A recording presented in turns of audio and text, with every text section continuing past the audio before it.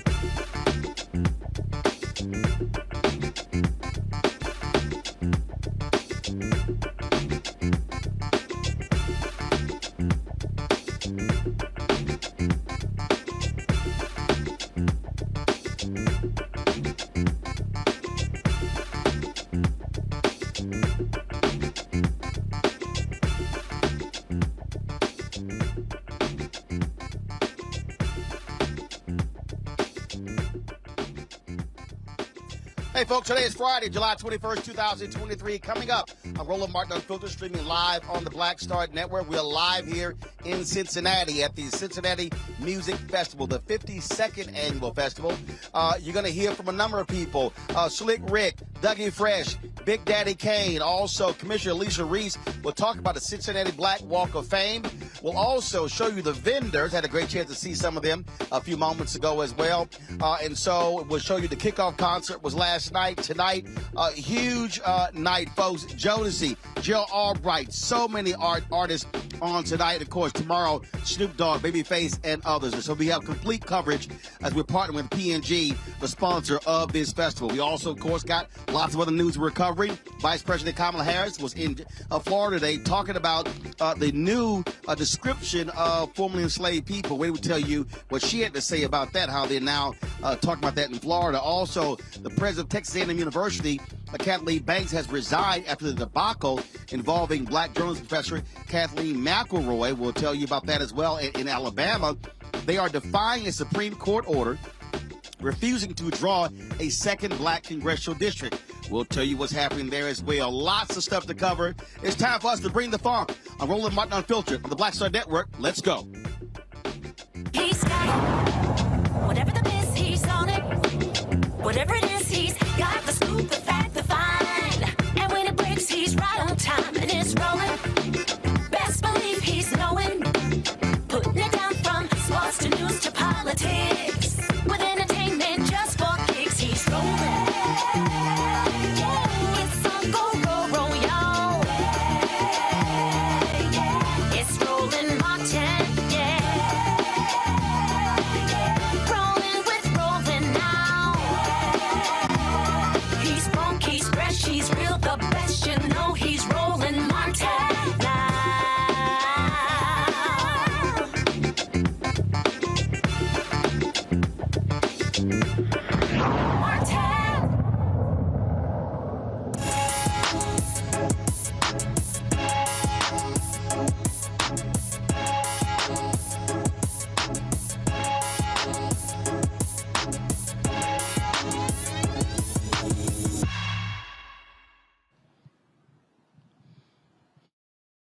We are live here in Cincinnati, Paycor Stadium for the 52nd annual Cincinnati Music Festival. It's going to be kicking off in about an hour, 7:30.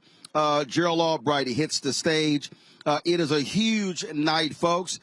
You've got Gerald Albright, Midnight Star, Jodeci, Jill Scott, and the closer tonight, the great Al Green. The last night, they kicked it off with a hip-hop concert. Celebrating 50 years of hip-hop, and we got a chance to hear the greats, Dougie Fresh, Big Daddy Kane. Also, Slick Rick was in the house, as well as Rakim. And so tomorrow night, the closing night, you've got an amazing lineup, folks. Norman Brown, Avery Sunshine, P-Funk Conversion, Babyface, and the closing out is going to be Snoop Dogg. And so we're going to be covering this all weekend, partnering with the folks at P&G. We thank them so very much for partnering with us here at Roland Martin Unfiltered. And so we got here yesterday, again, covering the various events. If you saw the Black Star Network, they had the hip-hop panel taking place on yesterday. And so we live streamed that. If you missed that, simply go to the Black Star Network app, or you can actually go to our YouTube channel. You can see that particular panel. Then, of course, a little later in the show, we're going to show you my conversation with Big Daddy Kane and Dougie Fresh as well. And, of course, some of the other amazing artists coming up. Ran to Gerald Albright as he was on his way to sound check. And so I told him we'll take some of his performance live. So I got to show my frat brother. And so lots of stuff to show for you as well, folks. And so this weekend and tomorrow, they're going to be debuting the Cincinnati Black Walk of Fame. And so we're going to hear from Commissioner Alicia Reese. She's the person behind that, that she conceived that whole idea. So we'll show you what it looks like. And so tomorrow, beginning at 1 p.m. Eastern, we'll also be live streaming that program and the ribbon cutting ceremony and talking with this year's honorees. There's also a concert. The Ohio players will have that for you as well. And so you want to stay tuned to the Black Star Network for all of this unique coverage. You're not going to find this anywhere else. This is why we do what we do. And so we of course, are happy to be here and bring it to you live on the network, on the app. And, of course, you can also see our 24-hour, 7-day-a-week streaming channel on Amazon News, courtesy. Just go to Amazon Fire TV. You can see that. And also, we're now on Plex TV as well, and so you can catch us there as well. And so all kind of ways for you to access our content, bringing you stuff that no one else has. As you see right there, Plex, just simply go to their live TV. And check out us there. And then, of course, Amazon News as well.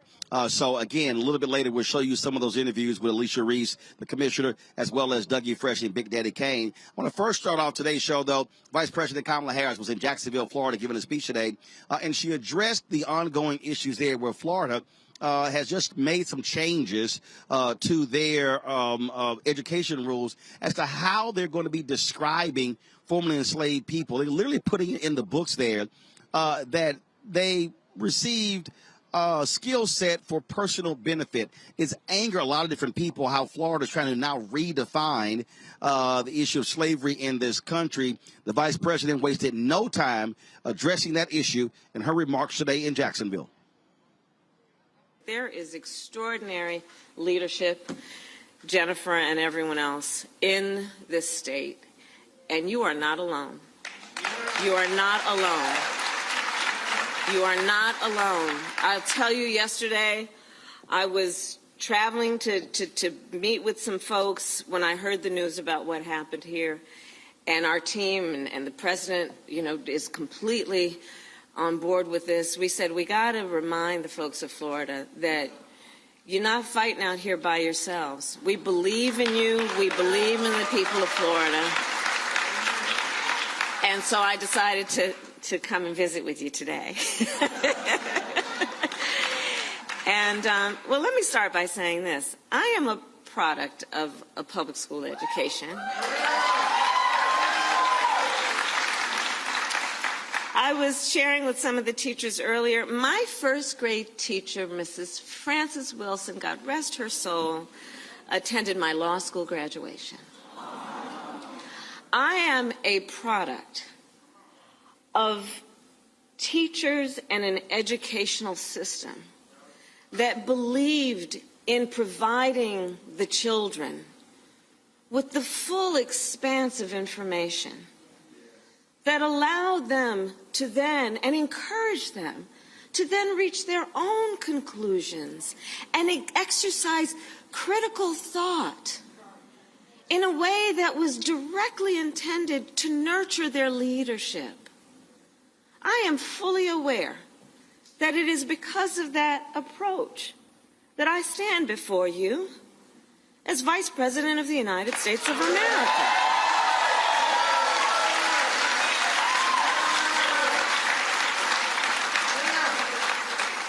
So when I think about where we are today and who we are as a community of people within the beauty of the diversity that I see in front of me, I know that there are many things we share in common.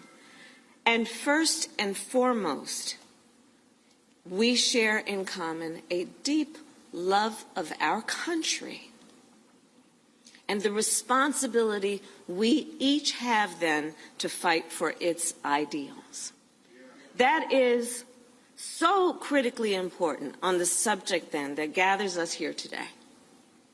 Because you see, when we think about it, part of true patriotism means fighting for a nation that will be better for each generation to come. Right?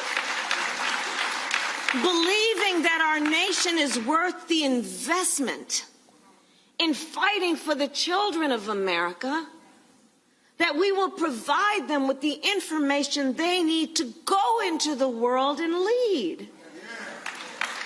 I will tell you, as Vice President of the United States, I have now met with over 100 world leaders, presidents, prime ministers, chancellors, and kings.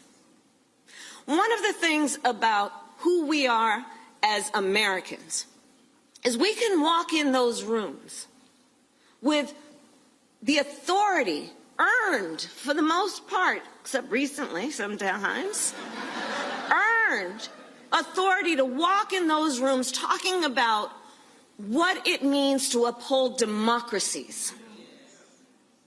the importance of rule of law, human rights.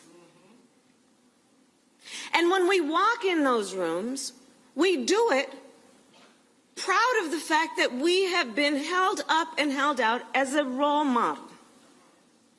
Well, the thing about being a role model is this.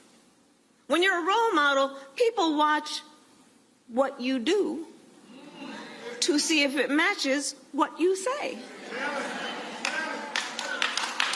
So understand the impact that this is having not only for the children of Florida and our nation, but potentially people around the world. Because on a more specific point in that regard, we want to know that we are sending our children out as role models of a democracy who therefore know the importance of speaking and telling truth, the importance of understanding when you are a leader, you must know history.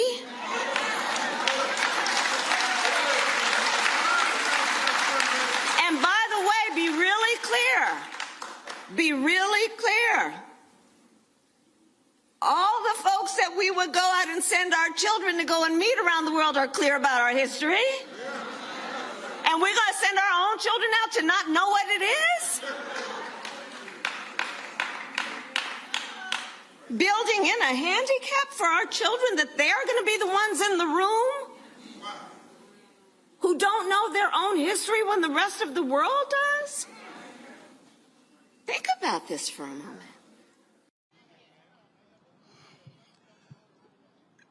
Joining us now, Matt Manning, civil rights attorney, also Michael Imhotep, host African History Network show out of Detroit. Glad to have both of y'all here. Matt, what really jumps out here, I think, when you look at what's going on, look, I wrote my book, White Fear, How the Browning of America is Making White Folks Lose Their Minds, the attack on critical race theory, the attack on DEI, the attack on affirmative action. And so what you have here are folks who are trying to redefine the history of this country. They've been so pissed off the 1619 Project. They're angered that African Americans and Latinos are now having their own voice, and we're seeing this thing play out in Florida, in Texas, in other places as well. Yeah, absolutely. And, you know, Gary Bledsoe, the president of the NAACP in Austin there said, or rather in Texas, said, look, you know, this is to show that this is no longer the lofty goal of just educating students. And that's what's so problematic about this. You know, colleges are usually the place where people go to have an exchange of ideas. So in that space, especially, you would expect that there would be an adherence to true historical standards and the truth about history. But beyond that, a tolerance for something you don't agree with. But what we see now is an attack in our legislatures and Congress, everywhere. They're attacking this idea of wokeism. And what's so problematic about that is that it's not intellectually honest. Most people have no idea what critical race theory is. They hear the word race and they get triggered.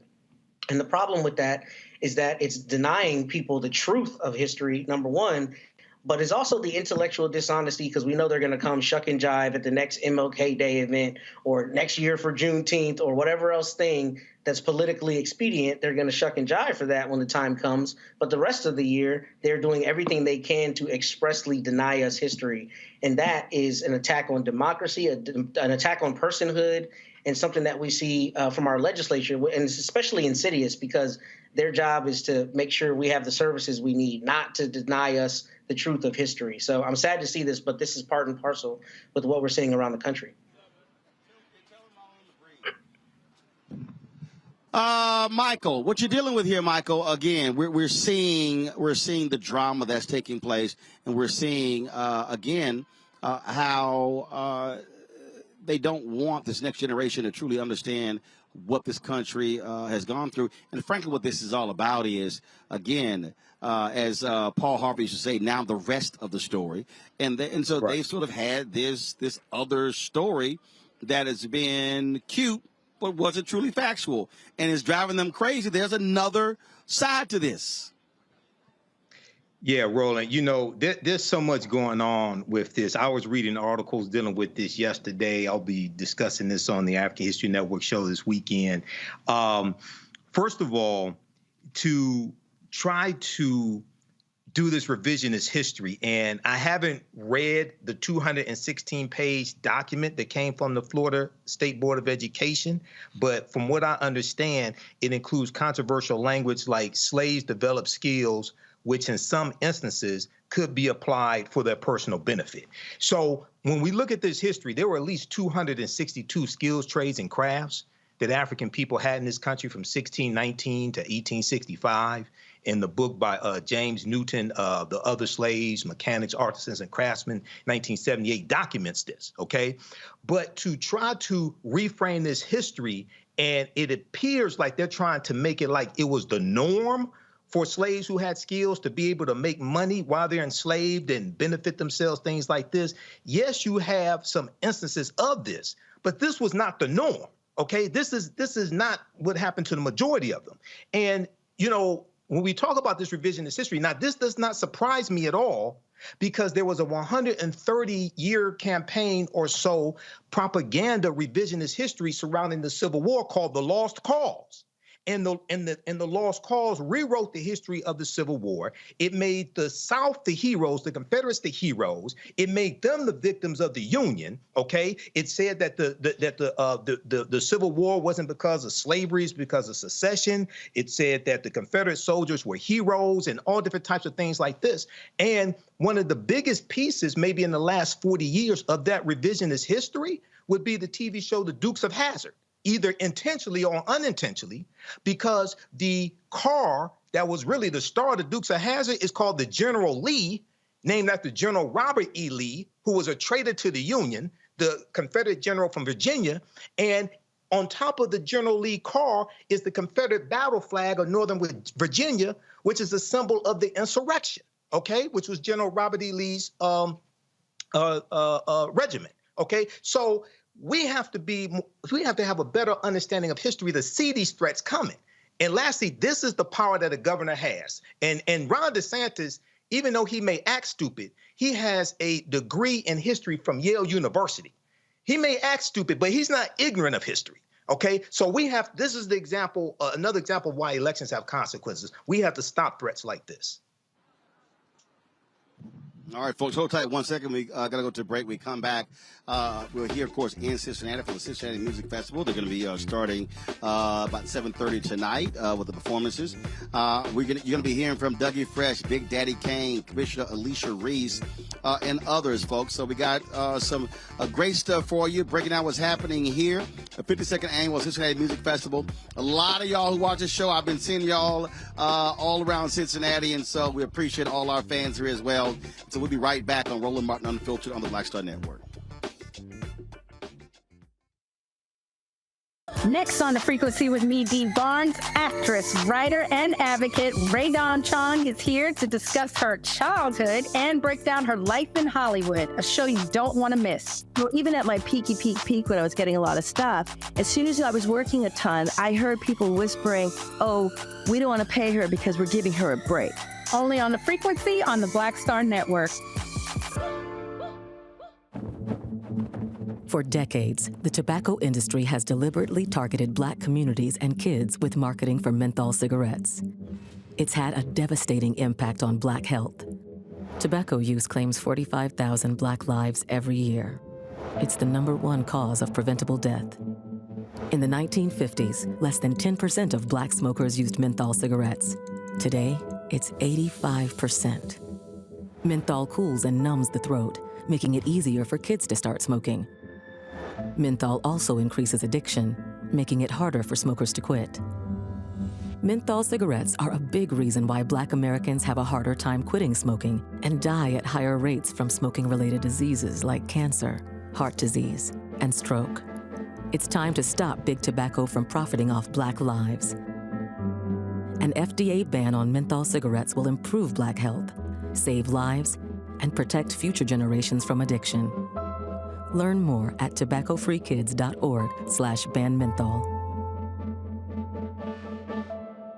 Hey, what's up? It's Sammy Roman. Hey, it's John Murray, the executive producer of the new Sherry Shepherd Talk Show. It's me, Sherry Shepherd, and you know what you're watching, Roland Martin Unfiltered.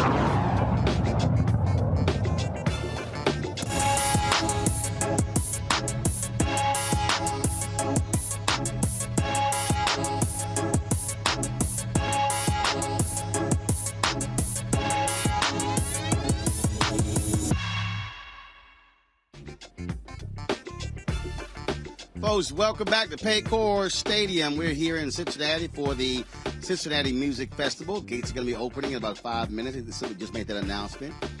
Things kicked off last night with a salute to the 50th anniversary of hip-hop featuring Slick Rick, Rakim, Big Daddy Kane, and Dougie Fresh. We had an opportunity to catch up with Big Daddy Kane in his dressing room, and here is our conversation. Man, how you doing? I'm great, man. Great. Wonderful. You on stage and you said, look, y'all, I'm 54. Hip-hop 50th anniversary. And so many people, I mean, you've seen celebrations left and right. But when you think about it getting to this point and you still being in this game, do you just go, man, this is amazing? Absolutely. Absolutely. I mean, you know, I remember like when I just first got into it, taking my parents to go see Jerry Butler or Iceman. Yeah, see Jerry Butler. Also to go see Little Anthony and the Imperials, you know, and just knowing that, they started back in the 50s. So to still be doing what I do, I think is a blessing, really.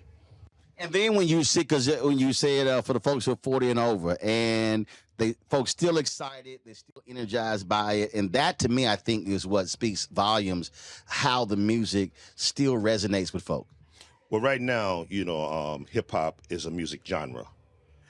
Back then, hip hop was more of a culture. So there's people that was raised in that culture. There's elements of it that they grew up speaking, wearing, listening to, and it's something that sticks with them. And here we are, for me, 36 years later, and they still love it. And I mean, I feel blessed, and I'm glad that they still support.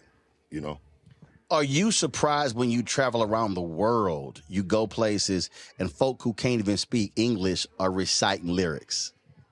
Yeah, like that's something amazing. Like especially like you go like Japan, because it's like they may not speak English, but they know all the lyrics, and they also know all the call and response. They know all the call and response. Like you ask them to say ho, they're gonna say. You ask them to say yeah, whatever. They know all the call and response. So in many ways, it's similar to when cats in England would be singing Little Richard and James Brown and the artists on Chess Records. I mean, they knew our music. Yeah. Oh yeah. I mean, well, I'm like in England, they speak English the right way. You know what I'm saying? But their fervor for our music is what's crazy. Oh yeah, but I mean, you got to understand, brother Roland. I mean, we tour the states on the regular. Mm-hmm. They really get to see us. So when we do make our presence felt overseas, it's extra special because we don't tour over there on the regular.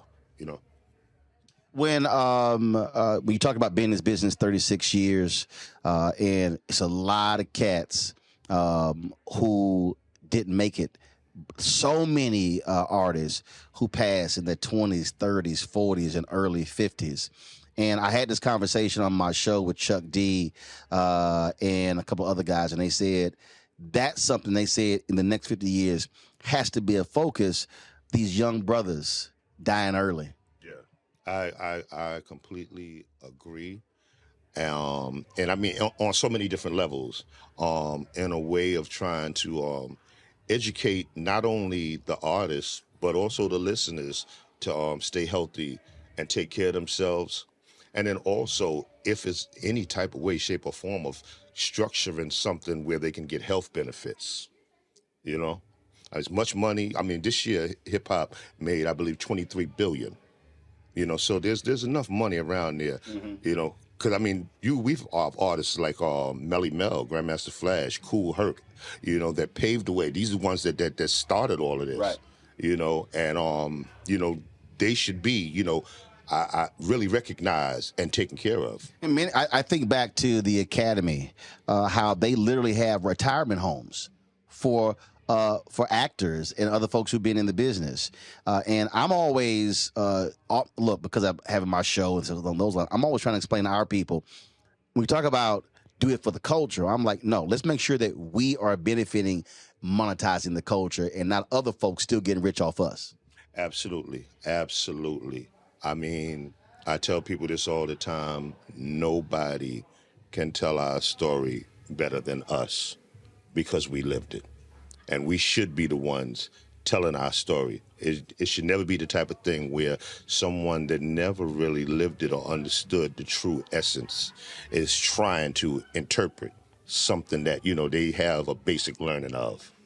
It should be those that started it, help make it break through, and just have it, that whole thing in them spiritually. Mm-hmm. I was at Essence, and Dougie Fresh and D Nice said something. They said, thinking about the next 50 years, it's incumbent upon the creators and the originators to ensure the next generation understands the historical roots and the foundation so that doesn't get lost moving forward. Your thoughts on that? I think that that's very important. I think that we definitely need to preserve the roots and constantly teach that, just for the simple fact that those who come in the game have an appreciation for the culture as opposed to just the popularity, because the popularity can keep you in the business for a year or two. Matter of fact, nowadays, maybe 6 months. Right. I think when you have that appreciation, that understand, you really know how to touch a fan base, that's when you can have that type of stay power and longevity in the game. Absolutely, absolutely. Is there something that you want to do that you haven't done yet? Something that I want to do that I haven't done yet. I mean, yeah, a whole bunch of stuff, but it's all silly stuff. I mean, I think with the most important things, I kind of feel like I've done, because I mean, there was a time in my life where people would come up to me and say, "Raw is my jam, Ain't No Half Stepping is my song." But now I'm at a point in my life where people come up to me and they say, "Your first album got me through college. Your second album got me through Desert Storm." Explain how that feels. A brother stopped me in the airport, and he said, "Man, I went back to school because of you." And people don't understand what that means. How does that feel when someone says that to you and you're receiving that black love? Well, that's something that means a lot to me for two different reasons. For one, to know that you can help to uplift someone and motivate them, to know that your music had that type of power and inspiration, that's a beautiful thing. But then also, I'm also, a witness to that. I graduated high school because of Melly Mel. I wouldn't have graduated high school if it wasn't for that song Beach Street Breakdown by Melly Mel. So I get it. Last question for you. You were one of the early cats who understood dressing like a grown man. So is that something that you also want the next generation, in terms of the clean look and everything like that? Because, cats, they different looks, but you made it clear, look, how brothers dressed all around the country, you always clean on stage. Well, I mean, it's the type of thing where when you look back in the 70s when hip-hop began, the cats from the Bronx, that started it, they had a b-boy movement that they was, pretty much pushing. But a lot of the fan base that was listening to it, you had cats that was wearing, the double knit sweaters, the alpacas, the quarterfields, things of that nature. And, that was a different style. I grew up, as a little shorty hanging out in the corner by I couldn't wait, till one of the pimps or the hustlers pull up, and when they wear suits on with their deuce and a quarter or they coupe de ville, that was just a fashion that meant a lot to me. It meant a lot to other people. So when I came out, that was something that I wanted to really, showcase, Yeah.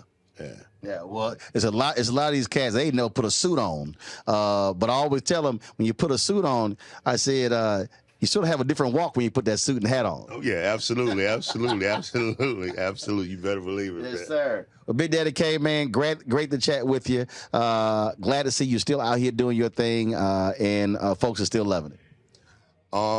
It's a blessing, like I said. I'm glad to do it, but I tell you this, man, what I'm doing is cool, but I'm glad to see you out here doing your thing.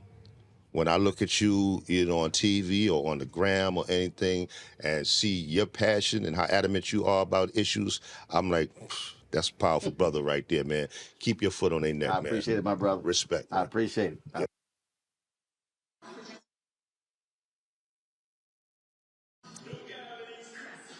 So Matt and Michael, it's so interesting. You know, we have this 50th anniversary of hip hop, different celebrations. People talking about the music, but as we talked to with Big Daddy Kane, but also you're going to hear from Dougie Fresh, we also got to deal with who's making money off of this culture. And that's one of the things that T.I. always talks about. We have to always be monetizing our own culture. And I think that has to be a large part of all these conversations, Michael, because it's great to talk about, oh, we contributed this and we did this and we did that. But the question is, who's getting paid from it? And unfortunately, it's not a lot of us.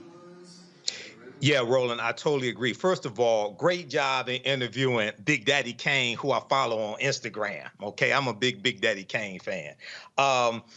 You know, it's so much that he said there. And yes, we have to control this art form, this culture.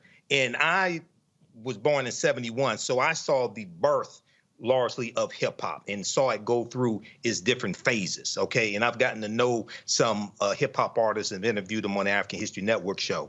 And one of the things I think is important to understand with this 50th anniversary of hip hop, at the Essence Music Festival, that was July 2nd through the 4th, I watched a lot of the performances on Hulu Live. I saw Megan Thee Stallion's performance, Eve, Trina, all of them.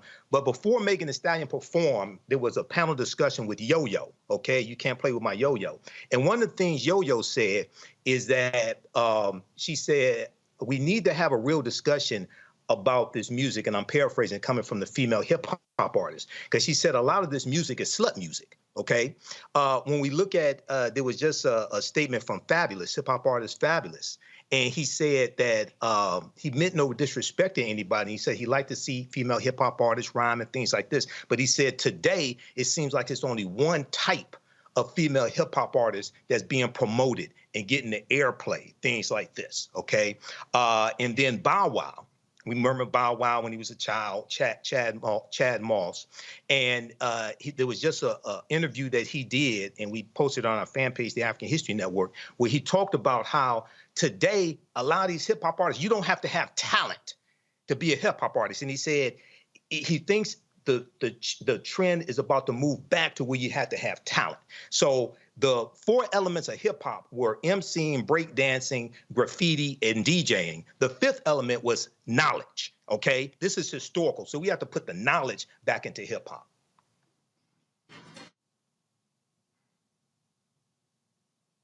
Yeah, absolutely. The knowledge is important, Matt. But again, I look at, again, the next phase is who owns this? Who owns the music?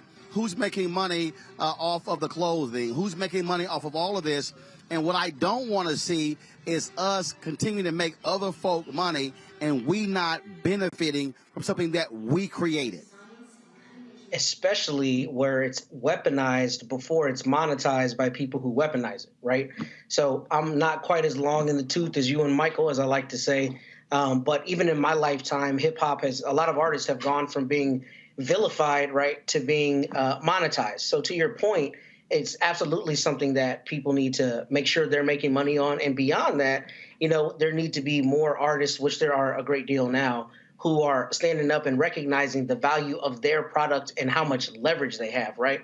When I was in college, I remember Drake came out with one of his mixtapes, and I think it sold like 1 million, and he wasn't even signed to a label. And that was a huge deal, because to sell 1 million units with no label, you don't need a label. You have the control. You go to the label and you control everything in terms of what happens with your contract. Now, that's not every artist, but my point is, with all the channels now to get music and culture out there, one of the first things we have to think of as people is how to protect that and how to leverage it. Because once you get to a certain level where you've got a lot of buzz, you have the control. But I think people don't always think about it in that regard.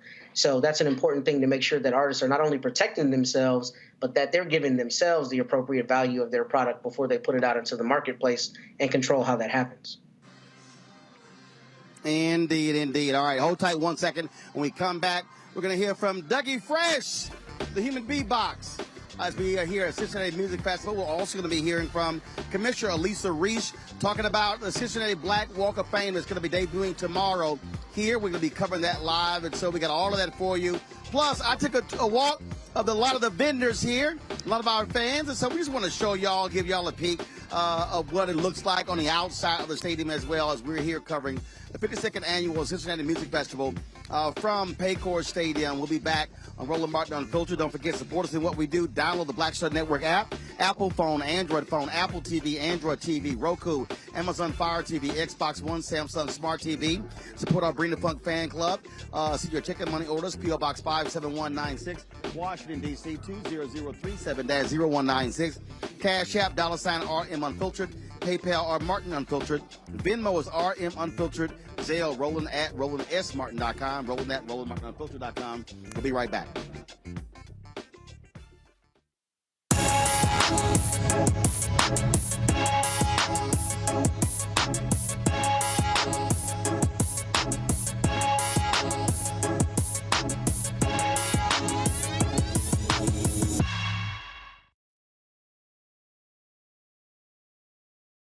I'm Dr. Greg Carr, and coming up on the next Black Table, thinking about the Black freedom movement in a global way.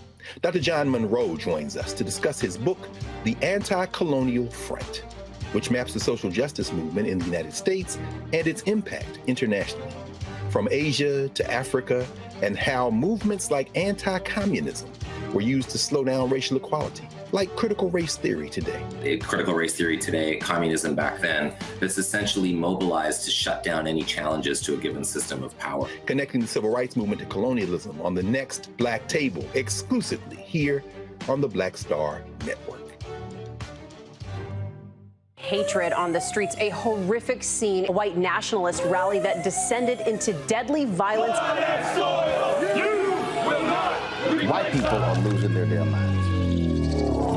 As an angry pro-Trump mob storms the U.S. Capitol, we've seen shooting. We're about to see the rise of what I call white minority resistance. We have seen white folks in this country who simply cannot tolerate black folks voting. I think what we're seeing is the inevitable result of violent denial. This is part of American history. Every time that people of color have made progress, whether real or symbolic, there has been what Carol Anderson at Emory University calls white rage as a backlash. This is the rise of the Proud Boys and the Boogaloo Boys. America, there's going to be more of this. Here's all the Proud Boys, guys. This country is getting increasingly racist in its behaviors and its attitudes because of the fear of white people. The fear that they're taking our jobs, they're taking our resources, they're taking our women. This is white fear.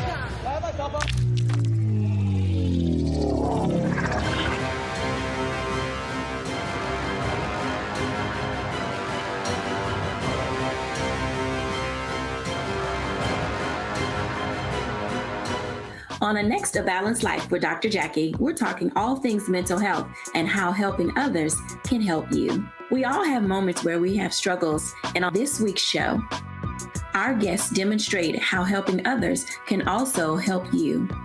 Why you should never stop giving and serving others on the next A Balanced Life here on Black Star Network. Hey, what's up, y'all? I'm Devon Frank. I'm Dr. Robin B., pharmacist and fitness coach, and you're watching Roland Martin Unfiltered.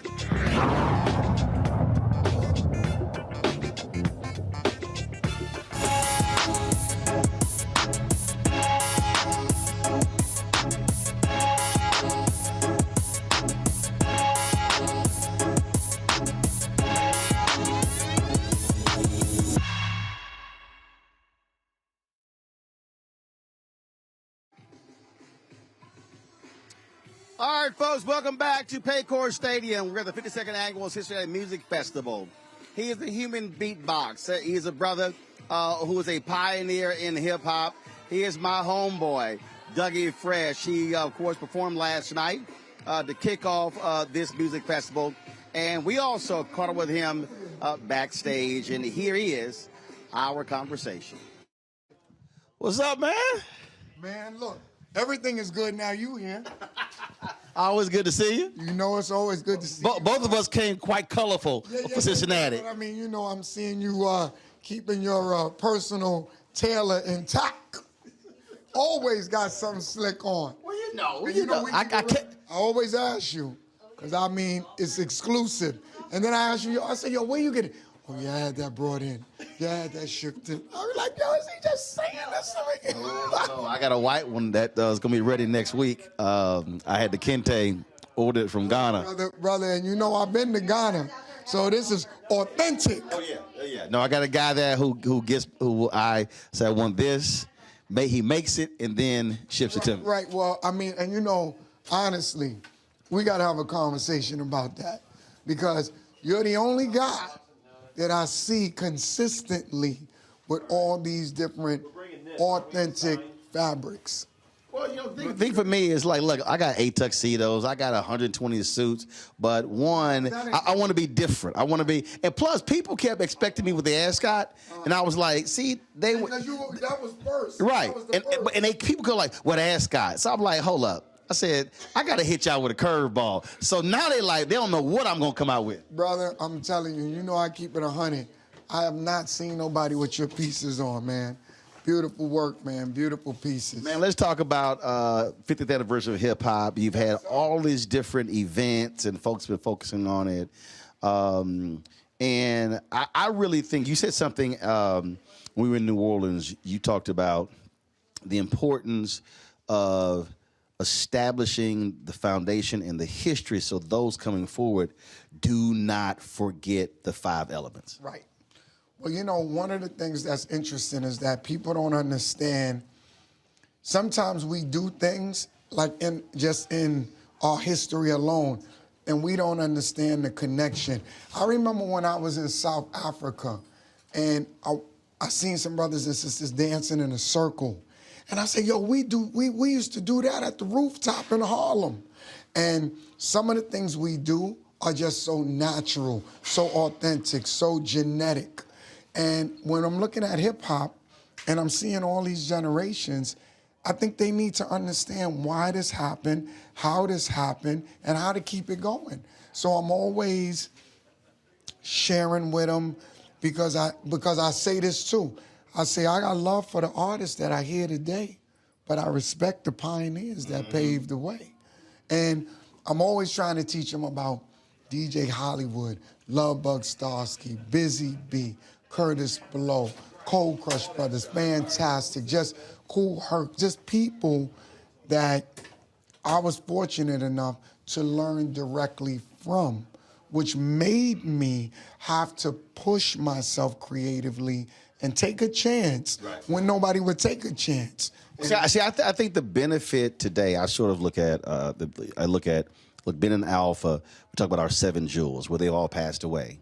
But I look at the National Association of Black Journalists. For me, a lot of our founders, they're still with us. So the benefit for many artists, they can still learn from those who created it. They're still here. Right. They just have to be willing to want to sit down and pick their minds and talk about it. Right, and sometimes they do. Like if I run into Jeezy, we sat in his room and had conversations about hip hop. He asked me about Tupac. How was he? What was he like? Because the Tupac used to run around with me. So I'd tell him about Tupac, tell him about Biggie. And a lot of guys are interested in the information, but sometimes we got to slow it down. Kind of like when we get together, you know, I see you moving, but when we take a minute and we there, like when we was out there in Paisley and we talked and you got into that conversation and started breaking down, meaning like just information that you carry, you know, I think that we got to slow it down and have conversations amongst ourselves so that we can get a better understanding of this thing called hip hop. Because for it to last for 50 years, 50 years, and where it came from and where it's at now, it's a hell of a story, man. And I think that what I look at, because I'm always following the money, of course. You look at cats today and they understand how we have to monetize our culture. I always say that other folk have gotten very rich off of us, and you're seeing folks who understand now owning clothing labels, owning spirits, owning aspects, not just signing marketing deals, not just signing endorsement deals. To me, I think that's the most important piece moving forward, us monetizing this culture. And you know, what you're saying is so powerful because, see, we're so creative that we're just thinking creative and we're not looking at monetizing the culture. And some people are mad when you see brothers and sisters out here making great money. I'm not. because I know how this is and I know how this was. I was one of the fortunate ones. I was able to own my master's at a very young age, own the publishing. Prince and me used to sit down and go through things. Me and Michael Jackson talked about the ownership of masters and publishing. James Brown was a little different. He told me, son, read your Bible and always take care of your feet and take care of your teeth. Take care of your feet, take care of your teeth. Take care of your feet and your teeth. And then I said, I was with his sister out in Augusta. I met his daughter out in Augusta. I said, you know what your father told me? I said, he told me to take care of my feet, my teeth. He said, exactly. He said, did he tell you your hair? I said, no, he seen I had a haircut, so I think he didn't know. But that's what I mean, that we don't talk to each other. I was telling Kane that when we don't talk to each other, we can't help each other, and we don't share with each other. Like what you doing with your station and the way that you got it going on. You know, I remember when you broke off and did this. You know what I mean? And we've been talking about it, and this is, you know, we got to inspire people to do what you did, to do what hip-hop did. What you did is what hip-hop did. So to me, I think sharing the information is important, educating people on it, and as you said, monetizing it, because a lot of this stuff is set up where we don't know how to build systems. There you go. And because we don't know how to build systems, we become a part of someone else's system. So we don't get the ownership we deserve. We just become part of that instead of building our own system like you did. And now it comes to you. And then you could spread it to all our brothers and sisters, you know? When I read Uncle Luke's book, and he talked about when he was selling his own merchandise, and other cats were they'd already sold off their stuff, and they were like, "Dude, what you doing?" He was like, he said, "I was making 30, 40 grand after every show." They had sold their rights off to somebody for $2,500, $5,000, and they were like, "Are you serious?" And he said, the Diddy's of the world, a lot of these guys, he said Jay-Z's of the world, they saw what he was doing and they just took it to a whole new level. And that's why I think if you talk about the next 50 years of hip-hop, it's really, again, us owning the creativity, and we say owning the culture. Like, I hate the phrase, I really do, I hate the phrase, do it for the culture. Because I then go, but are we owning it? That's right, because there's a lot of people doing it for the culture and they don't own it. You know, and the other piece that I think to go the next 50 years that I think is one of the biggest things that we don't look at is your health. Because I think we are suffering as a people because of lack of information about health, different habits that we have, different things we need to break. You know, when I look at the entertainers, a lot of entertainers are sick. A lot of them are sick secretly. Sick, don't have health care. Kane and I talked about that. And so many great hip-hop artists we've lost. Not forget the folks who, well, not forget them, but the folks who died because of violence, but other folks who were just 30s and 40s and 50s, individuals never even barely getting to 50. And you know, that's the next step for me because of me being such a part of it and me being that fifth element in hip-hop. I know that it's time for us to be more health conscious. So that's why I formulated this organization, Hip Hop Public Health. And I did it with my brother, Dr. Elijah Williams, who's a neurologist from Africa, Nigeria. We got together and we go around and we educate kids, we educate parents about different things, see different little symptoms that you can catch. Because a lot of us, Roland, some of us don't even want to go get a checkup. And then when it hit, you can't do nothing about it. You're on the other side of it, and you're chasing it if you catch it. So I feel something. I go, okay, let's see how long that's gonna last. I got my doctor and dentist cell phone and home phone.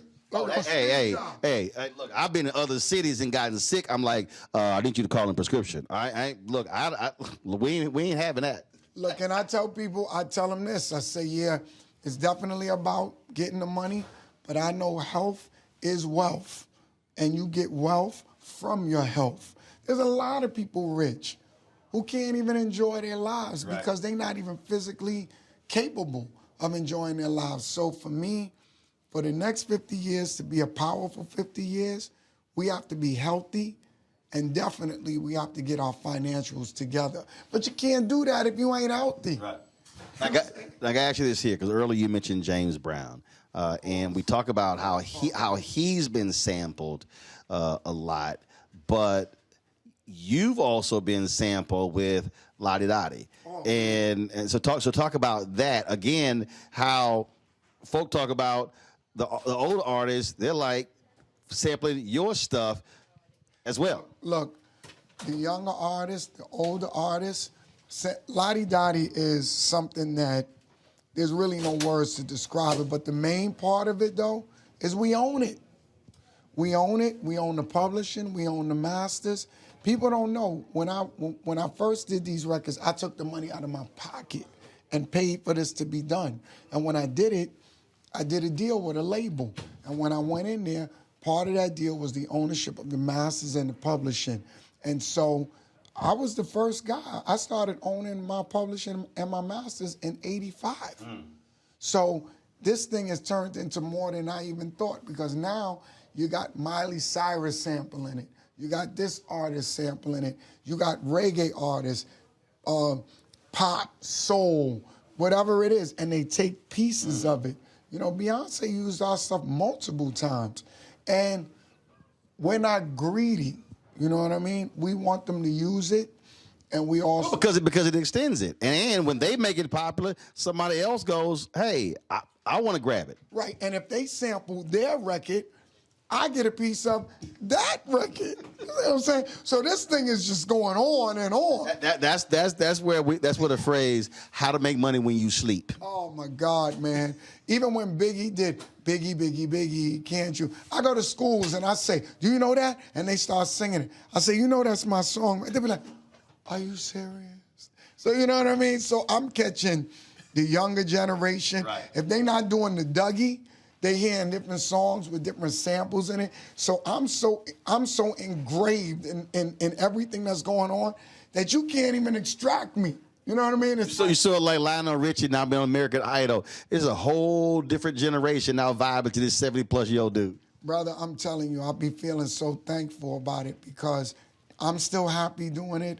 People are able to use the different things that was created along the way, and there's more creation to go. And I like to collaborate with a lot of the new artists, because to take this energy that I got and put it with what you got, and we combined it, we making something new. That's what I do with Stevie Wonder. I go hang out with him, I'm doing the beatbox, he starts singing, you do that again, do that again. You know what I mean? So it's that kind of, you just keep creating, keep being thankful, man, and just, you know, and just take care of yourself. Because, once again, you could be financially rich, spiritually bankrupt, or your health could just be shot.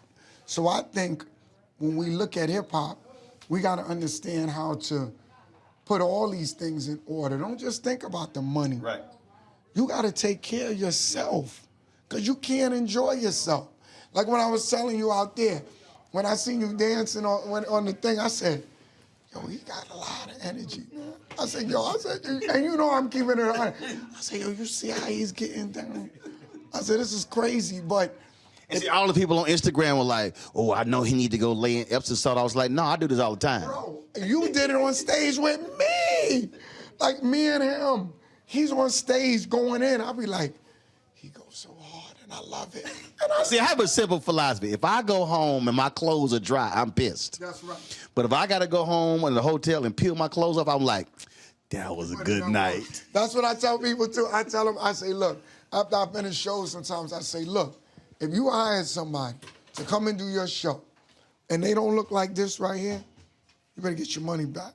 There you go. And they go like this, yes, yes, yes. Because, man, I'm telling you, we got to put everything into it, man. You know, if you really love what you do and you're doing what you love, nobody got to tell you. You're going to do it naturally. All y'all folks who watching do understand. I'm Doug's hype man, so he knows. When we did the TV One thing, it was so funny. So they were like, "Who should bring Dougie out and you were like, "Yo, Roland should bring me out." Right, and I said, and I told Alfred Liggins was standing there, and I said, I'm gonna tell you what's gonna happen. I said, when he go, I said, we go, and he gonna tell me that's your spot right there. Alfred was like, no, he's not. I was like, all right. I went, okay, just watch what's about to happen. And then it happened. He was like, y'all done that before? I'm like, yeah, fool. Look, had to let him know. Look, and you know what's so crazy?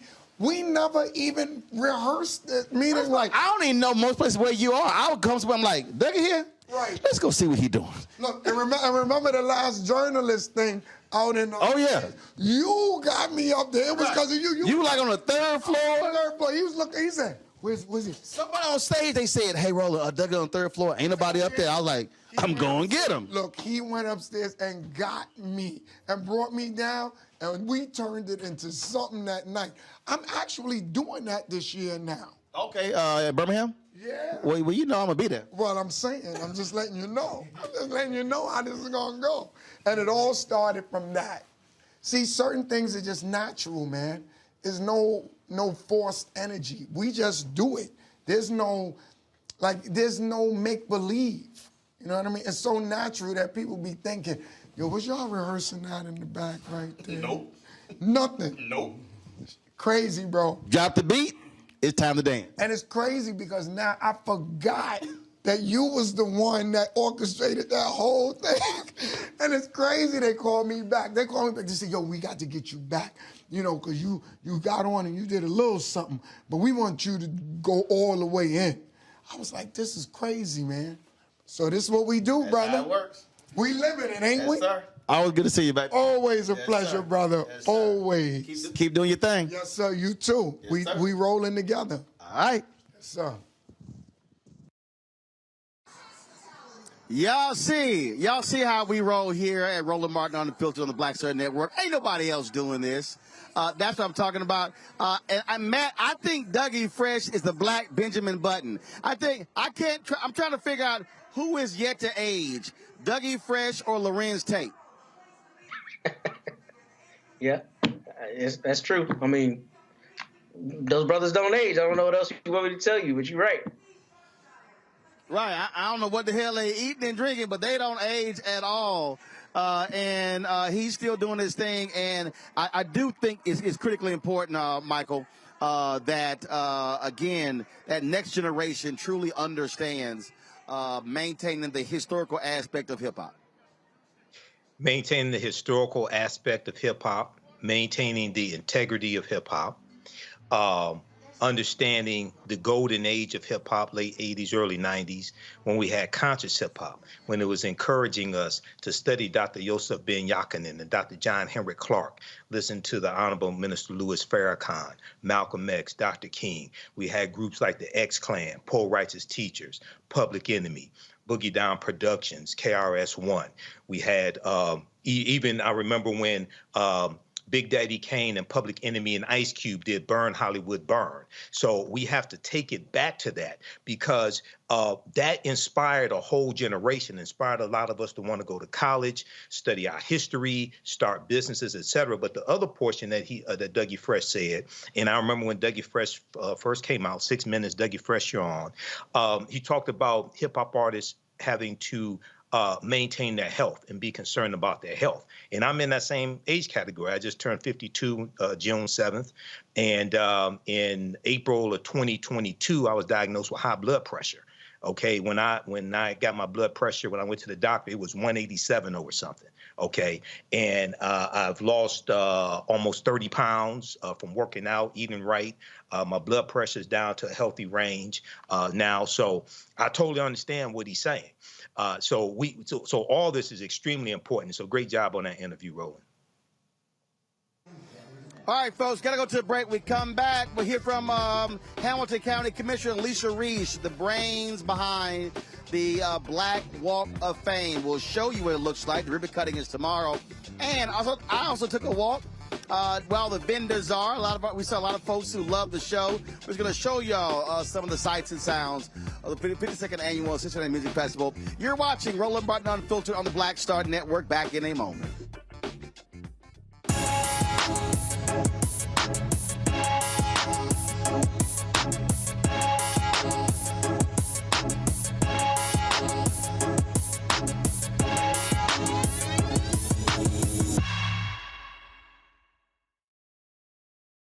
When you talk about blackness and what happens in black culture, we're about covering these things that matter to us, speaking to our issues and concerns. This is a genuine people-powered movement. There's a lot of stuff that we're not getting. You get it, and you spread the word. We wish to plead our own cause. Too long have others spoken for us. We cannot tell our own story if we can't pay for it. This is about covering us. Invest in black-owned media. Your dollars matter. We don't have to keep asking them to cover our stuff. So please support us in what we do, folks. We want to hit 2,000 people, $50 this month, raise $100,000. We're behind 100,000, so we want to hit that. Y'all money makes this possible. Checks and money orders go to P.O. Box 57196, Washington, D.C. 20037-0196. The Cash App is $RM Unfiltered. PayPal is R Martin Unfiltered. Venmo is RM Unfiltered. Zelle is Roland at RolandSMartin.com. For decades, the tobacco industry has deliberately targeted black communities and kids with marketing for menthol cigarettes. It's had a devastating impact on black health. Tobacco use claims 45,000 black lives every year. It's the #1 cause of preventable death. In the 1950s, less than 10% of black smokers used menthol cigarettes. Today, it's 85%. Menthol cools and numbs the throat, making it easier for kids to start smoking. Menthol also increases addiction, making it harder for smokers to quit. Menthol cigarettes are a big reason why black Americans have a harder time quitting smoking and die at higher rates from smoking-related diseases like cancer, heart disease, and stroke. It's time to stop big tobacco from profiting off black lives. An FDA ban on menthol cigarettes will improve black health, save lives, and protect future generations from addiction. Learn more at tobaccofreekids.org/ban menthol. Hello, I'm Paula J. Parker.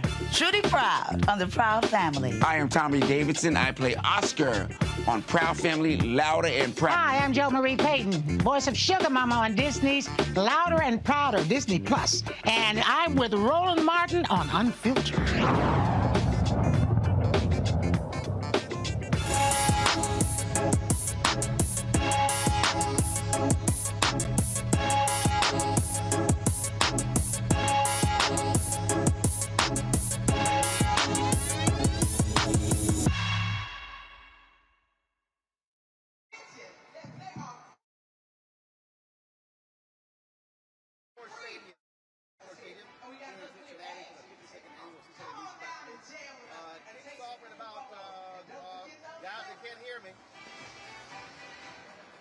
Welcome back to the Cincinnati Music Festival, Paycor Stadium. We're here for the festival kicking off in less than 30 minutes.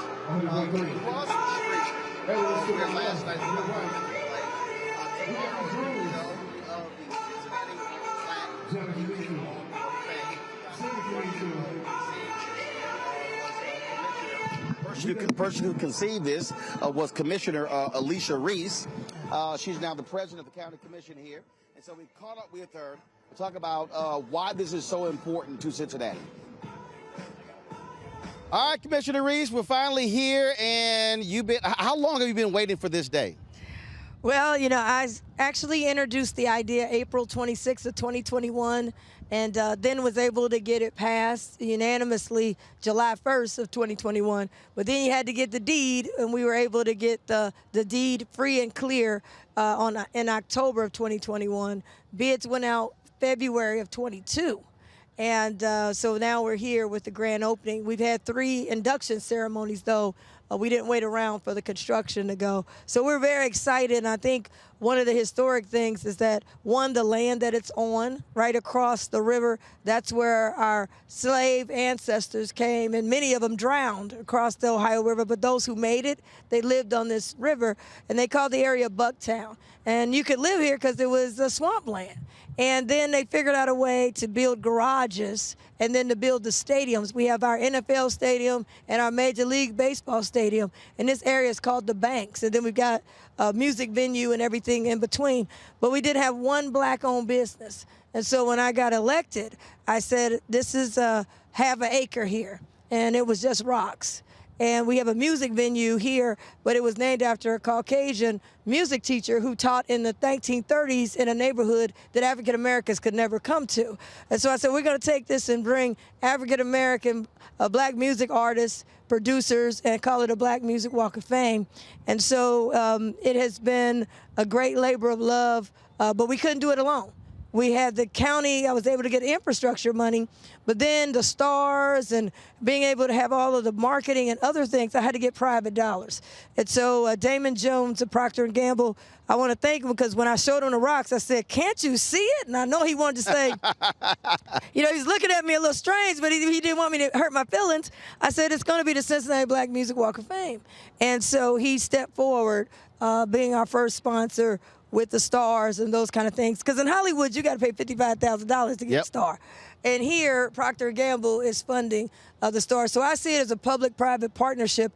But this was the land that, you know, our ancestors, they were thrown off of and moved out of. And now we're back with a Cincinnati Black Music Walk of Fame, international tourism attraction. And, you know, make no mistake about it, it is a tourism attraction. I wanted it to be free. It's going to be free. It has all the latest technology, augmented reality, video curated with Bootsy. You can perform with Bootsy. The mothership lands virtually with Bootsy, and you're in the video, and you can use your QR codes. We have a beat machine for 50 years of hip-hop, High Tech, who's an inductee who produced with Snoop Dogg. You play the beat on the beat machine, and the water jumps with the beat. So it's very interactive. We got album cover kiosks. So, you know, this idea I just introduced, but knowing that we needed to do something for music, I had for a long time. My mother was a singer and opened up for Stevie Wonder. My father was a rep for Motown. So I grew up around Bootsy and the OJs and Roger and Zapp, and I wanted those stories not to die when we die. What makes this different? Because there are other walks of fame, as you mentioned. There are other black walks of fame. Right. Well, what makes it different is that it is a tourism attraction. It's not just some stars and you walk along the stars and take pictures. It is a half an acre of nonstop music when you walk in. There's beds of music at each layer. Like I said, there's a beat maker. All of this is put together just for the Walk of Fame, a 3D star that you could take selfies with. You've got augmented reality. You go by the music monitors and you can sing along and see yourself and download the QR code. It's very interactive. We got over 60 black music influencers. You can learn about it. It has Braille. It has the vibration for people who have hearing impaired. It's very interactive and experiential. And so in tourism, we call it experiential. And so when you come here, it's an experience. It's like a amusement park of a half an acre, but with technology. One of the things that, and this has really been last 20, 25 years. I remember when there were the battles with the police here, when there were the massive protests, all of those different things that were taking place, and black folks in this city have really been fighting and advocating. Not just where's our money, but also ensuring that black folks have a place and can be recognized. And as your point, you of course, not far from us is the National Underground Railroad Freedom Center. So talk about that again. What people who don't understand what this fight has been like for the last quarter of a century. I mean, it's been really tough. I mean, because, you know, this land is where African Americans was thrown out. They had black laws, and they were run out of here to other neighborhoods, a neighborhood called the West End, and they ran them out of there. Our fight is for ownership. They have moved us into temporary rental. We are not allowed to own our idea. We're not allowed to own the culture. One of the big things for this project is for me to be a black woman and be the creator, founder, and developer of it. Is unheard of. But the reason I want that story told, because I want the next black person or young kid or black woman to say, wait a minute, I can do it. Let me point to you. here's the Cincinnati Black Music Walk of Fame. The other thing is they pigeonholed us into one thing. I am a very big supporter of the National Underground Railroad and was in office and tried to help with that, get it going. But we have a football stadium, NFL. We have a baseball stadium that is just baseball, owned by the taxpayers, the stadiums. And we have a soccer stadium. But when it comes to the black community, we have to have one thing, and most of the time when we get it, it's temporary. I mean, I love murals. I'm big with art, but murals are temporary because they can be painted over. I wanted something that would be permanent. I want to build something that would be on prime property like we have our football stadium. So now... And again, for folks who complain about cost, publicly financed. Yes. Publicly financed. Yes. Publicly financed. Yes. We have our stadiums are about $1 billion. We have garages that they sit on, $71 million. And in fact, that stadium, Wall Street Journal did an article a few years ago, that is considered one of the worst taxpayer deals in American history. Yes, and now I'm at the crest as the president, and with my colleagues, we've got to renegotiate the contract. It's really tough. But, you know, when you look at garages, $71 million, costs more than a Cincinnati Black Music Walk of Fame with interactive monitors, entertainment, and the tailgate space costs $30 million. No one ever questions it. Right. And so people have asked me, you know, why a Black Music Walk of Fame? I said, well, number one, why not? But number two, that's the missing link. And we collect taxes from diverse people. But for 150 years in county government here, people that look like me never got a return on the investment. And so it's just a half an acre out of 198 acres. I don't know why you would be complaining if you got over 100 acres and we only got a half acre. And the other thing I think that they give this false narrative of why a Black Music Walk of Fame, I've got so many people that are not black who's ready to come and, you know, ready to hear the history. And I remember a lady that was a CEO, white lady, and she told me, she said, what's the problem, Reese? I said, they said they want something for everyone. She said, it is for everyone. Everyone could come and learn, dance, and enjoy. And that's what it has been. But sometimes with the media, they want to make this narrative to keep people apart. But I'm telling you, people from all over the world are going to be here. You talked about tourism, and the reality is we spend a significant amount of money when it comes to tourism. And what you're now seeing, you're seeing many of these southern states now trying to benefit off of civil rights tourism. The very same folk who instituted Jim Crow and oppressed black folks now want to make money off of black folks. You see the exact same thing happening in Tulsa, where the city and the state, they don't want to pay reparations to the folks who were impacted. You got 3 survivors, but they built this facility where they want to be able to generate revenue of people coming in. And so these sort of things, these keep happening. You said something earlier when you talk about being able to get paid off this. I keep saying this as well, monetizing the culture. I think one of the things that we've got to stop saying, and I hear this all the time, people have got to stop saying doing this for the culture, for the culture, for the culture, but we got to always be asking who is getting paid off of the culture. Right, right. Yeah, I think one of the things too is being able to own the idea, being able to shape the idea. And also ensure black people are getting contracts from the idea. Exactly. And one of the things I think that really happens that I'm seeing is that, we're going to do something for blacks, but we're not in charge. We don't control it. And we could just come and watch and be at the ribbon cutting and get some ice cream cups and some cupcakes, free food with the food trucks type of thing. But we don't own anything, and they don't back our ideas. And so I'm hoping that this will show a change. But, don't make no mistake about it. It's not easy. It took a lot of hours. I had to go beyond my role as a county commissioner and really, like you said, getting the legislation passed is hard. But once you get it passed, you can't go to bed on it. That's what happened with Juneteenth. The legislation passed, but the people still didn't know they were free.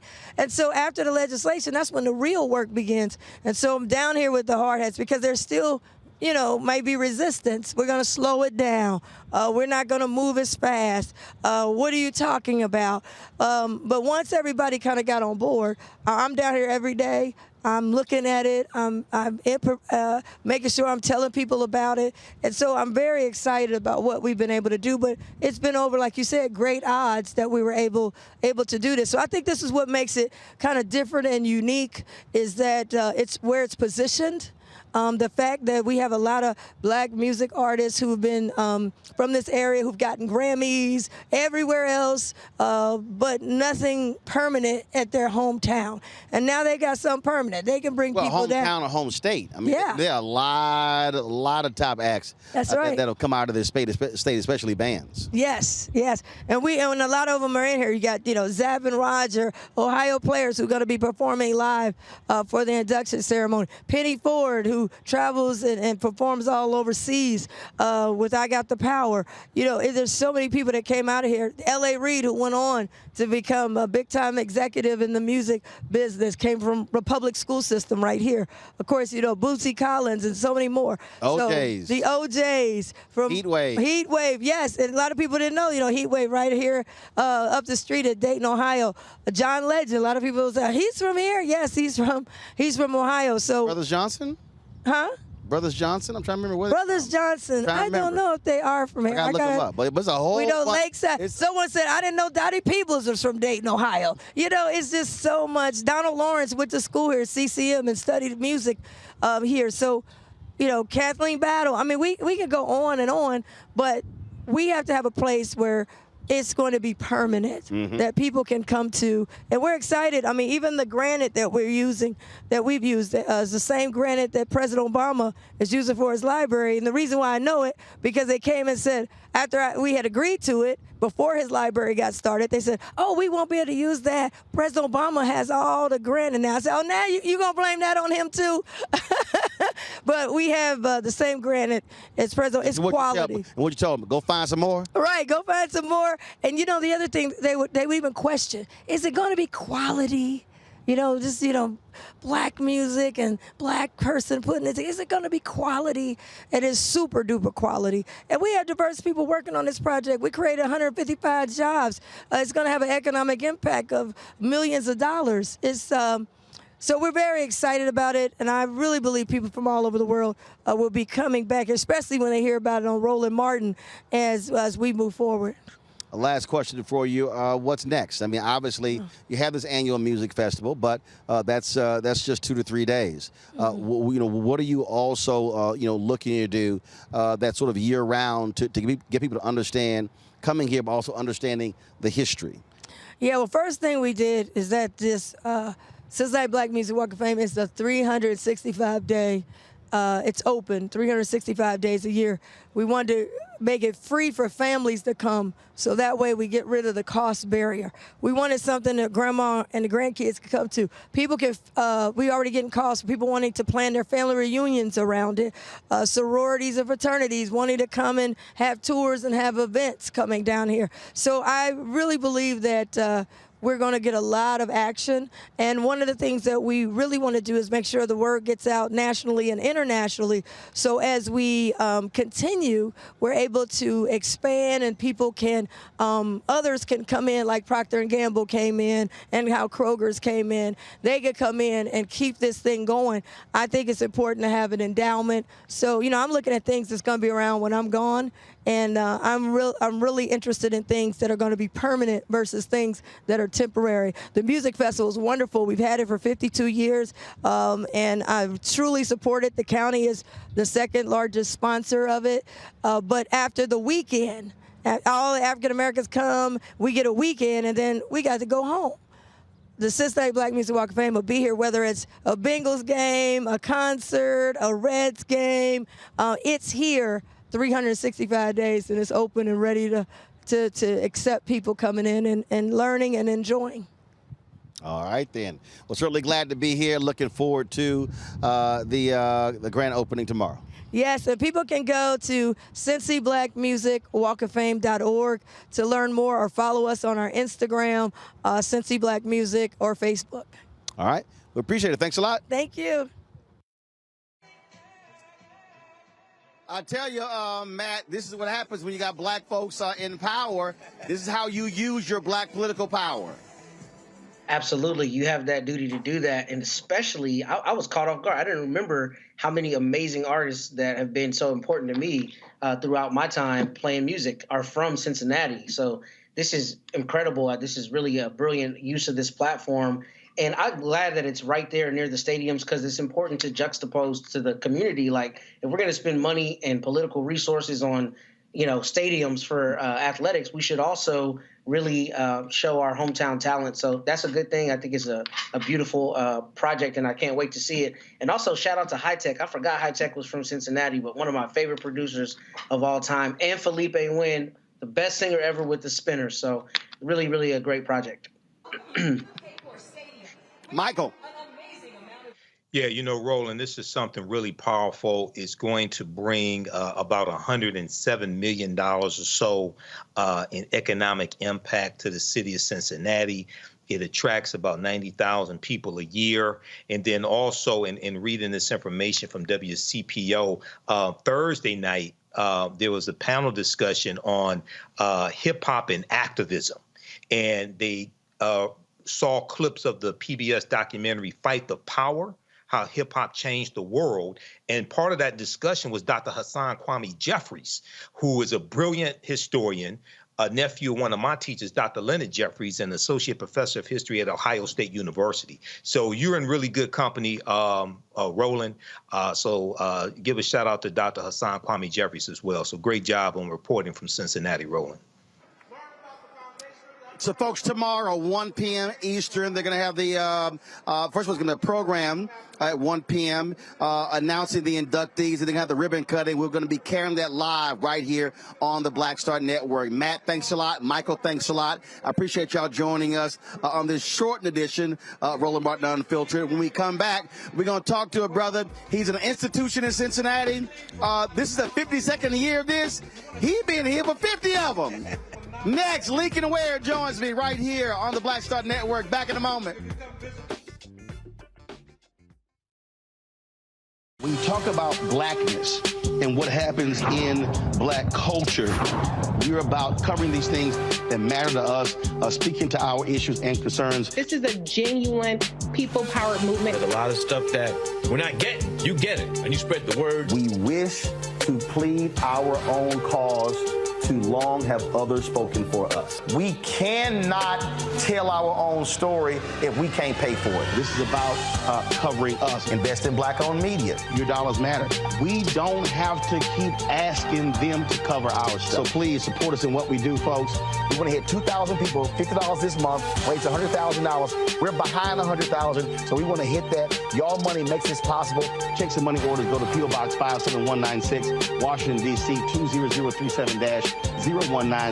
The Cash App is $RM Unfiltered. PayPal is R Martin Unfiltered. Venmo is RM Unfiltered. Zelle is Roland at RolandSMartin.com. Hey, what's up? Geek Tony in the place to be. Got Kicked Out Your Mama's University, creator and executive producer of Fat Tuesdays, an air hip-hop comedy. But right now, I'm rolling with Roland Martin, unfiltered, uncut, unplugged, and undamn believable. You hear me?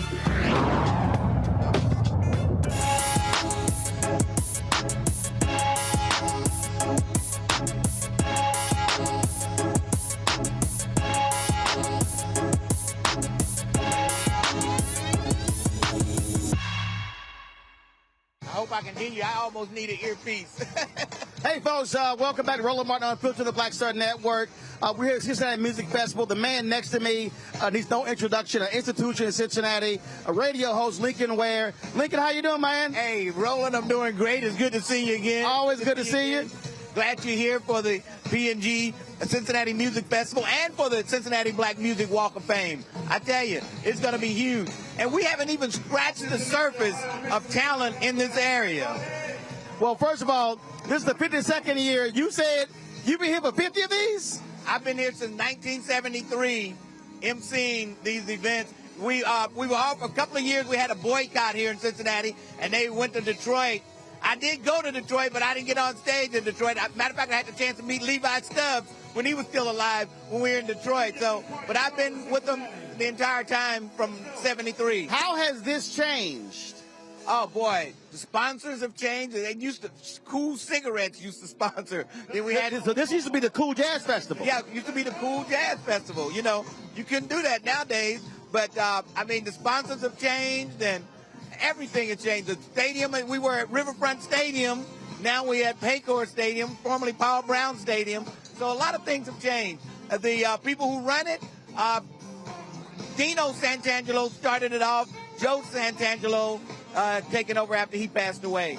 Well, I'll tell you what, you got a lot of African Americans all around the Midwest. And many people say this used to be basically the Essence Festival of the Midwest. Yes, it did. I'm telling you, people come from everywhere, from Mississippi to New York. They're up here every year. And last year we had Janet Jackson here, and it was just off the chain. But this has been a yearly event for a lot of people, especially Chicago. Chicago brings more people than anybody in the country right here. Talk about you celebrating 50 years in broadcasting. Oh, man, a lot has changed. From splicing tape, when we used to edit, I used to have a razor blade and some tape to edit commercials and stuff. Now it's all digital. A lot has changed. I haven't been able to keep up with it all. I understand. Well, man, look, it is always good to see you. Good to see Congratulations on 50 years in radio. Thank you, Roland. So I had to give you a little airtime. Hey, so it's always good to see you, baby. Appreciate it. Good to see you. All right, folks, here's the deal. That is it for us. Again, we're going to be covering all weekend. Go to our app. Go to our YouTube channel. We're going to be live tomorrow. We're also going to have post coverage next week as well. And so a lot of things we'll be covering right here with Procter & Gamble from the 52nd Annual Cincinnati Music Festival. I'm about to go enjoy my frat brother, Gerald Albright. We're going to be doing interviews with a bunch of different celebrities as well. So y'all want to stay tuned. We're the only ones who are doing this. This is why we do what we do. So we thank for y'all for checking us out. We're going to have great coverage all weekend. Do not want to miss what we're doing. I'll see you guys tomorrow right here on the Black Star Network.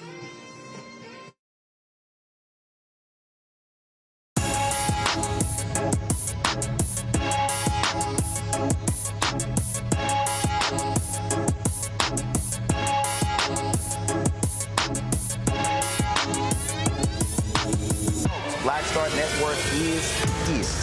Oh, no punches! I'm real revolutionary right now. Support this man, Black Media. He makes sure that our stories are told. Thank you for being the voice of Black America, Roland. Stay black. I love y'all. All momentum we have now, we have to keep this going. The video looks phenomenal. See, there's a difference between Black Star Network and black-owned media and something like CNN. You can't be black-owned media and be scared. It's time to be smart. Bring your eyeballs home. You dig?